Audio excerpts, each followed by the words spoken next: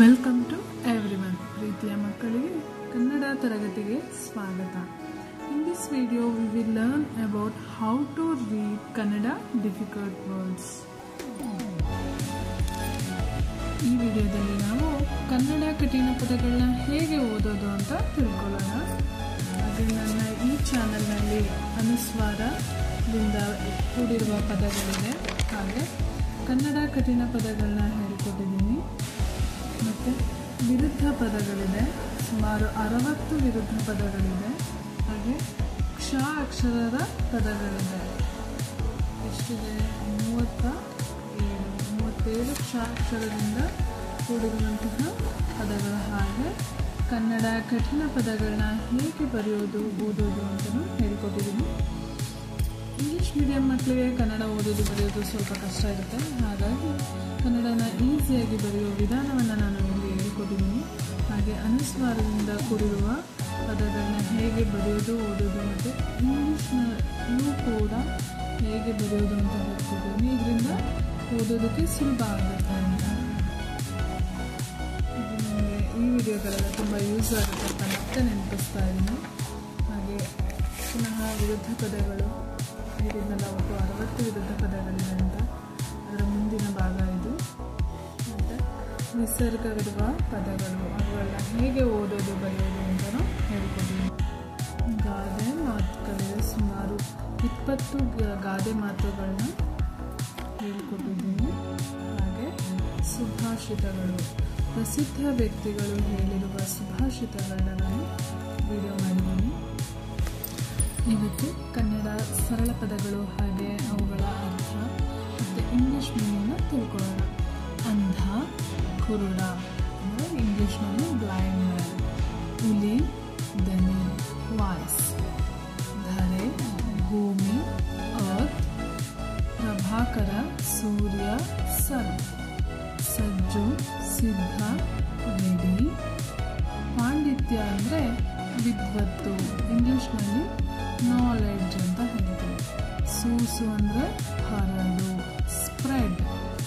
ಸೌರಭ, ಪರಿಮಳ, ಸ್ಮೆಲ್. ಒಡನೆ, ಕೂಡಲೇ. ಒಡನೆ ಅಂದ್ರೇನು? ಕೂಡಲೇ, ಇಮಿಡಿಯೇಟ್ಲಿ. ಆತುರ ಅಂದರೆ ಅವಸರ, ಅರ್ಜೆನ್ಸಿ. ಸಿದ್ಧ, ತಯಾರಾದ, ಇಂಗ್ಲೀಷ್ನಲ್ಲಿ ಪ್ರಿಪೇರ್ಡ್ ಅಂತ ಹೇಳ್ತೀವಿ. ಹಾಗೆ ನಯ ಅಂದರೆ ನುಣುಪು, ಸ್ಮೂತ್ನೆಸ್. ತಳ್ಳು, ದೂಡು, ಪುಷ್.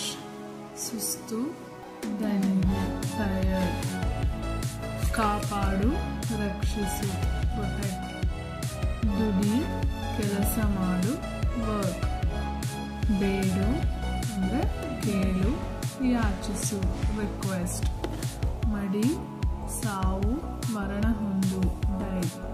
ಶ್ರೇಯಸ್ಸು ಅಂದರೆ ಏಳಿಗೆ, ಅಭಿವೃದ್ಧಿ, ಇಂಗ್ಲೀಷ್ನಲ್ಲಿ ಪ್ರಾಸ್ಪರಿಟಿ. ನೆಕ್ಸ್ಟ್ ಹೋರಾಡು ಅಂದರೆ ಸೆಣಸು, ಹೋರಾಟ ಮಾಡು, ಫೈಟ್. ಅಪ್ಪುಗೆ ಪದದ ಅರ್ಥ ಆಲಿಂಗನ, ಇಂಗ್ಲೀಷ್ನಲ್ಲಿ ಹಗ್. ನೆಕ್ಸ್ಟ್ ಕಲಿ, ವೀರ, ಹೀರೋ. ಸವಿ ಅಂದರೆ ರುಚಿ, ಟೇಸ್ಟ್. ಸತ್ಕರಿಸು, ಉಪಚರಿಸು, ಟ್ರೀಟ್. ವಾದ ಅಂದರೆ ಚರ್ಚೆ, ಡಿಸ್ಕಷನ್. ಅಪ್ಪಣೆ ಪದದ ಅರ್ಥ ಒಪ್ಪಿಗೆ, ಅಗ್ರಿ. ಪಂಡಿತ, ವಿದ್ವಾಂಸ, ಸ್ಕಾಲರ್. ಪೀಠ, ಗದ್ದುಗೆ, ಸೀಟ್. ನಮ್ರತೆ ಪದದ ಅರ್ಥ ವಿನಯದಿಂದ ಕೂಡಿದ, ಹ್ಯುಮಿಲಿಟಿ. ನಾನು ಒಂದು ವಿಚಾರ ತಿಳಿಸೋದಕ್ಕೆ ಇಷ್ಟಪಡ್ತೀನಿ. ನನಗೆ ಅಂದರೆ ಇದು ಈ ಪಾಠಕ್ಕೆ ಸಂಬಂಧಪಟ್ಟಿಲ್ಲ. ಕೆಲವು ಹುಡುಗಿರಿಗೆ ತುಂಬ ಕೂದಲುದ್ರೋ ಸಮಸ್ಯೆ ಇರುತ್ತೆ. ನಾನು ಇತ್ತೀಚೆಗೆ ಕೂದಲುದ್ರೋ ಸಮಸ್ಯೆಯಿಂದ ಬಳಲ್ತಾ ಇದ್ದೆ. ಅಂದರೆ ನೀರು ಚೇಂಜ್ ಆಗಿ ಕೂದಲುದುರ್ತಾ ಇತ್ತು. ಆಗ ನಾನು ಈ ಮುದ್ರೆನ ಪ್ರತಿದಿನ 3 ಸಾರಿ ಮಾಡ್ತಿದ್ದೆ. ಹೀಗೆ 2 ಕೈಗಳನ್ನು ಈ ರೀತಿ ಇಟ್ಕೊಂಡು 5 ಥರ ಮಾಡಿದ್ರೆ ಅದು ಒಂದು ಮುದ್ರೆ ಆಗುತ್ತೆ. ಆಯಿತಾ? ಈ ಥರ ಮಾಡ್ಕೊಂಡು ಬಂದರೆ 5-5 ನಿಮಿಷ ದಿನಕ್ಕೆ 3 ಬಾರಿ ಈ ಥರ ಫಾಸ್ಟಾಗಿ ಮಾಡ್ತಾ ಇದ್ದರೆ ಇದು ನಮ್ಮ ಕೂದಲು ಉದುರುವುದನ್ನು ಕಡಿಮೆ ಮಾಡುತ್ತೆ. ನಾನು ಇದನ್ನು ಡೈಲಿ ಮಾಡಿ ರಿಸಲ್ಟ್ನ ಕಂಡುಕೊಂಡಿರೋದ್ರಿಂದ ನಿಮಗೆ ತಿಳಿಸ್ತಾ ಇದ್ದೀನಿ. ಹುಡುಗಿರಿಗೆ ಹೇರ್ ಫಾಲ್ ಪ್ರಾಬ್ಲಮ್ ತುಂಬ ಇರುತ್ತೆ, ಅವ್ರಿಗೆ ಯೂಸ್ ಆಗಲಿ ಅಂತ ತುಂಬ ನಂಬಿಕೆ ಇಟ್ಟು ಈ ಮುದ್ರೆನ ಮಾಡಿ ದಿನಕ್ಕೆ 3 ಬಾರಿ 5-5 ನಿಮಿಷ ಮಾಡಿ. ನಾನು ಯಾವಾಗಲೂ ಇದನ್ನು ಮಾಡಿಲ್ಲ, ಈ ಸರಿ ನೋಡಿ ಟ್ರೈ ಮಾಡಿದೆ. ಇದು ನಿಜವಾಗ್ಲೂ ರಿಸಲ್ಟ್ ಕೊಡುತ್ತೆ. ಹಾಗಾಗಿ ಒಂದಷ್ಟು ಜನರಿಗೆ ಉಪಯೋಗ ಆಗಲಿ ಅಂತ ಇದನ್ನು ನಾನು ತಿಳಿಸ್ತಾ ಇದ್ದೀನಿ. ಕನ್ನಡ ಸರಳ ಪದಗಳ ಮತ್ತು ಅವುಗಳ ಅರ್ಥಗಳನ್ನು ತಿಳ್ಕೊಳ್ಳೋಣ. ಗದ್ದಿಗೆ, ಪೀಠ, ಪ್ರಾರಂಭ, ಮೊದಲು, ಅಂತಿಮ, ಕೊನೆ. ಶಾಶ್ವತ ಪದದ ಅರ್ಥ ನಾಶ ಹೊಂದದ ಅಂದರೆ ಎವರ್ ಲಾಸ್ಟಿಂಗ್. ಸ್ವಾಭಿಮಾನ, ಆತ್ಮಗೌರವ, ಸೆಲ್ಫ್ ರೆಸ್ಪೆಕ್ಟ್. ಉದ್ಯೋಗ, ವೃತ್ತಿ, ಜಾಬ್.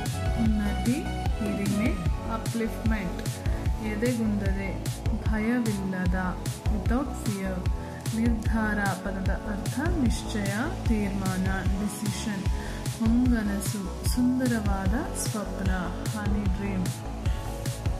ಹೇಳಿರೋ ಮುದ್ರೆನ ದಯವಿಟ್ಟು ಯಾರೆಲ್ಲ ಹೇರ್ ಫಾಲ್ ಸಮಸ್ಯೆಯಿಂದ ಬಳಲ್ತಾ ಇದ್ದೀರಾ ಪ್ರಯತ್ನ ಮಾಡಿ, ಖಂಡಿತ ರಿಸಲ್ಟ್ ಸಿಗುತ್ತೆ. ನಾನು ಇತ್ತೀಚೆಗೆ ಅದನ್ನು ಪ್ರಯತ್ನಿಸಿ ಹೇಳ್ತಾ ಇರೋದು. ಸೊ ಖಂಡಿತ ನಂಬಿಕೆ ಇಟ್ಟು ಮಾಡಿದ್ರೆ ರಿಸಲ್ಟ್ ಸಿಗುತ್ತೆ. ನಿಮಗೆ ಯೂಸ್ ಆಗುತ್ತೆ ಅಂತ ಈ ವಿಚಾರ ನಾನು ತಿಳಿಸ್ತಾ ಇದ್ದೀನಿ. ಈ ವಿಡಿಯೋ ನಿಮಗೆ ಇಷ್ಟ ಆಗಿದ್ರೆ ಲೈಕ್ ಮಾಡಿ, ಶೇರ್ ಮಾಡಿ, ಹಾಗೆ ಸಬ್ಸ್ಕ್ರೈಬ್ ಮಾಡಿ.